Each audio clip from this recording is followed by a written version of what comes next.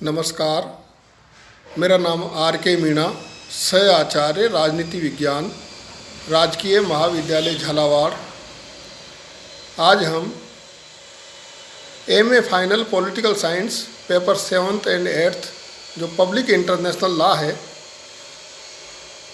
उसके विषय वस्तु और क्षेत्र के बारे में चर्चा करेंगे।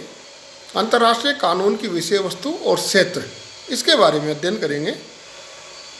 विभिन्न परिभाषाओं के संदर्भ में ये स्पष्ट हो चुका है कि अंतर्राष्ट्रीय कानून एक जीवित तथा विकासमान संहिता है।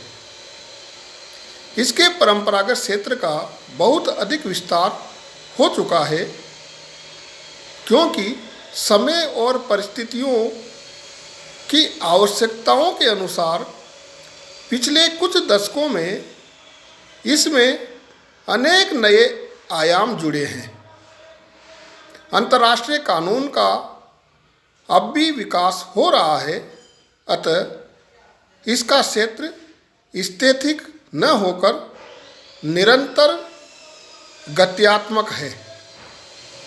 अंतर्राष्ट्रीय कानून की विषय वस्तु एवं क्षेत्र को सारांश रूप में निम्न प्रकार से स्पष्ट किया जा सकता है। जैसे पहला बिंदु, अंतर्राष्ट्रीय कानून की विषय वस्तु अथवा इसके पात्र सार्वभौम राज्य हैं, जिन्हें अंतर्राष्ट्रीय कानूनी इकाइयां भी कहा जाता है।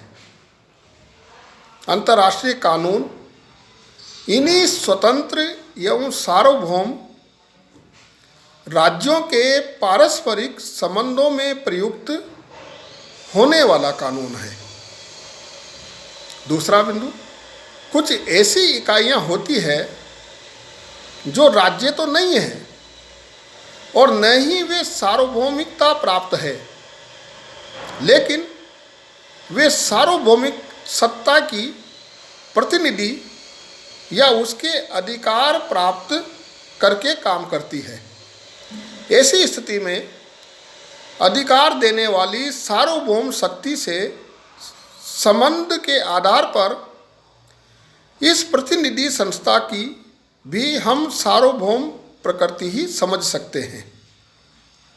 जैसे ब्रिटिश ईस्ट इंडिया कंपनी कोई सार्वभौम सत्तावान संस्था नहीं थी, लेकिन ब्रिटिश सरकार से प्राप्त अधिकार पत्र के आधार पर ये भारत में प्रशासन ही नहीं चला रही थी, बल्कि सार्वभौम व्यक्तित्व संपन्न देशीय राज्यों के साथ संधियां व समझौते करती थी,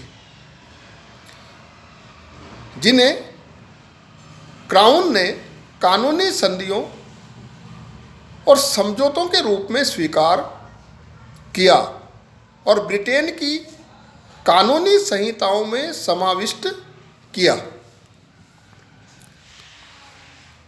अगला जो बिंदु है वो है भूमि, जनसंख्या, सरकार तथा सार्वभौमिकता के 4 मूलभूत तत्वों को मिलाकर राज्य की जो परंपरागत परिभाषा है वह अंतर्राष्ट्रीय कानून द्वारा ग्रहण की गई है।